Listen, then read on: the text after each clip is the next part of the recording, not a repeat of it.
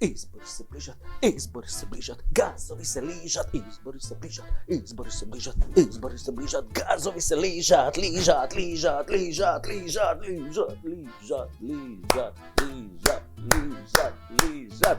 Најпознатата реченица на која се влажнат младите партиски активистки од позицијата и се дразнат младите лавови од опозицијата. Реченица која по својата суштина го покажува најхуманото човечко чувство, а тоа е чувството за хигиена под мишки, за чистота на покриените делови на нашите предпоставени во борбата за крадени и се уште неукрадени гласови.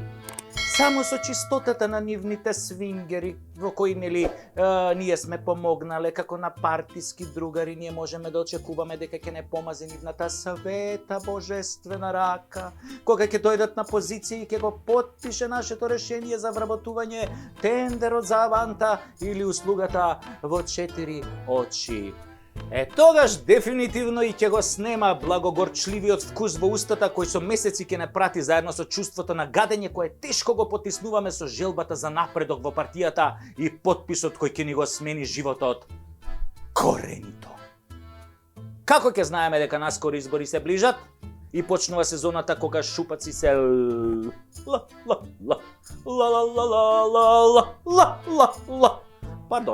кога се третираат орално. Има неколку докази кои се релевантни како кокиче у снег кога доаѓа пролетта. Како прво, тоа е грабеж на банка или пошта во која обавезно учествува некој фраер осуден, но кој не е на отслужување на казната и полицаец, нели без полицаец не држи влага работава. И после плячката обавезно има апсење. Парите ги нема, додека веројатно некој во некоја канцеларија ги брои на апарат за броење пари, пошто многу големи суми се крадат. И секогаш кога имало плячка на банка или пошта, после 6 месеци имало избори. Банката завчера ја оплячка, останува уште поштата. Избегавајте ги луѓе поштите некое време. Затвореников знае, ама Джандаров со него обично е дилела. Потоа втор индикатор за избори е покачена минимална плата на 18.000 денари. Поголем знак дека ќе има избори од овој потек нема.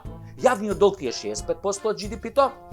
А ти се задолжуваш 400 милиони долари за да субвенционираш минимална плата. Па не е поентата дека минималната плата реално во Македонија треба да биде 30.000 денари, за да може двајца да опстанат со 2 плати. Туку е поентата дека сакаш да ги купиш вештачки најсиромашните во оваа држава кои реално дека ќе поверуваат во сите шарени лаги. Ме разбирате?